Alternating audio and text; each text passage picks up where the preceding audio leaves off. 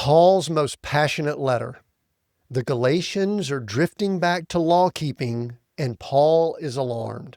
Freedom in Christ isn't license. It's liberation from a yoke that was never meant to save. This is Seek, Go, Create. You're listening to Read the New Testament in 90 days, 27 books, in order, in context. We're walking through the New Testament the way it was written so you can hear it the way the first churches did. Make sure before we get going here, you grab the free reading plan at k2m.foundation/NT90. There's a ton of resources there. There's notes, there's background. And as these episodes are recorded, there'll be links there so you'll have everything you need all in one place. k2m.foundation/NT90 and the downloadable reading plan that you'll definitely want to get. Today we get to Paul. Today's stop is Galatians, Paul's most urgent letter. It's the first one that comes on the scene in what we call our New Testament. And I just want to pause real quick before we dive into the book of Galatians. Let's think where we are in our in-order reading plan. We started with James, the brother of Jesus. Then we went to Mark, who spent time with Peter, getting Peter's account of the life of Christ, the life of Jesus. We just finished up Matthew, which is one of my personal favorites.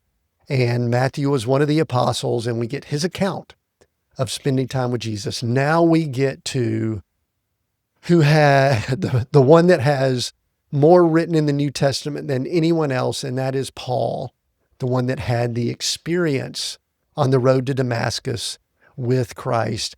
And we get to dive into Paul's letter. So if we stopped right now, we're not going to, but if we stopped right now with these 4 books, we would have the most incredible things that were written, I believe, in the history of all time. And we are walking through it in order. Cool. Let's jump into that. We've got Galatians here. Key facts. Author, there's very little doubt. This is Paul. The date, we believe it was around 48 or 49, so about 18 to 19 years from the cross. The audience, the South Galatian churches, Pisidian, Antioch, Iconium, Lystra, Derbe. I don't know if I've gotten all those pronunciations right, but those could be close there. We're kind of putting this about 19 years after the resurrection. The churches are barely a few years old, but there's already crisis brewing. There's things going on. When you get people together, especially in the midst of all that's happening we're about to cover, there's going to be some stuff that has to be dealt with, and that's what Paul is doing with this letter. The context, historical context. Rome, Claudius is still on the throne. Just months ago, we'll hit this in just a second, he expelled Jews from Rome, including believers like Priscilla and Aquila. The expulsion scattered believers like seeds. What Rome meant for silence, God used it to spread this gospel. In Jerusalem, the temple is still intact. Jewish-Christian tension over Gentile inclusion is heating up. The Jerusalem Council, which we will look at in Acts 15, is about to happen around this time.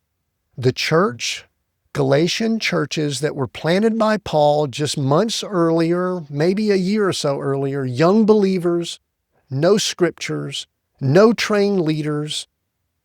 The movement is growing, but still it's mostly Jewish. So keep that in mind. The tension, men from Jerusalem are saying that Paul's gospel is incomplete. Believe in Jesus and get circumcised. They're trying to combine the law with the freedom that Paul is speaking about. They still believe you need to keep the Sabbath and follow dietary laws. Why now? Why is this letter written at this time? Some Galatians are wavering. Paul writes with no pleasantries, no thanksgiving, just alarm. Very firm and very direct. Let's pause for what I'm calling my reality checks here. Let's briefly look at the expulsion from Rome that we know occurred in AD 49, which was right around the time this letter was written and was sent.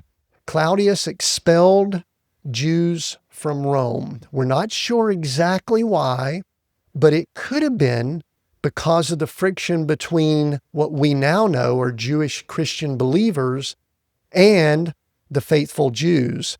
And they could have been having conflict, and Claudius, not really understanding the difference between the two, just said, get out, leave Rome. Among those forced out, a tent maker named Aquila and his wife Priscilla. They'll end up in Corinth, where they'll meet a man named Paul. The seeds are scattering, the friction is growing. Here's what you're going to encounter in Galatians. It's fierce. There's no warm opening. Paul goes straight to the problem. You'll hear about a different gospel. Paul is astonished that they're deserting so quickly. He'll use terms like, oh, foolish Galatians, always a nice way to address people. Oh, foolish Galatians, who bewitched you?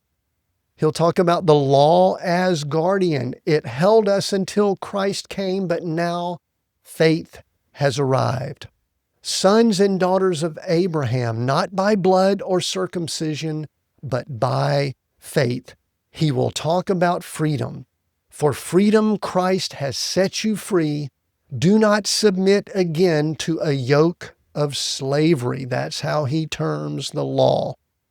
He'll mention the fruit of the Spirit: love, joy, peace, patience, kindness, not by trying harder, but by surrendering.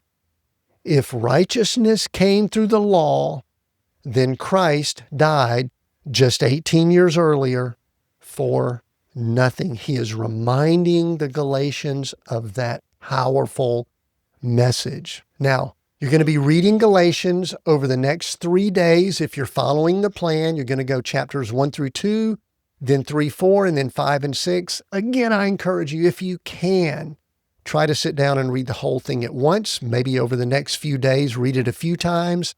It will mean so much more. And if you can, try to read it out loud. That's a powerful thing to do. Next up, after Galatians, 1 Thessalonians, hope that doesn't disappoint even when believers die before Jesus returns. We'll get into that topic when we get to the book of 1 Thessalonians. Reminder to follow along with all the details, all the information, the downloadable plan at k2m.foundation/NT90, k2m.foundation/NT90. Make sure you go do that. And a reminder, keep sharing this with people that you may want to read along in context with them as we're following along this plan. Okay, here we go. Before you read, let's set the scene for Galatians. A courier arrives exhausted, carrying a scroll from Antioch. Paul has written. The believers crowd into a house: leather workers, farmers, a few traders.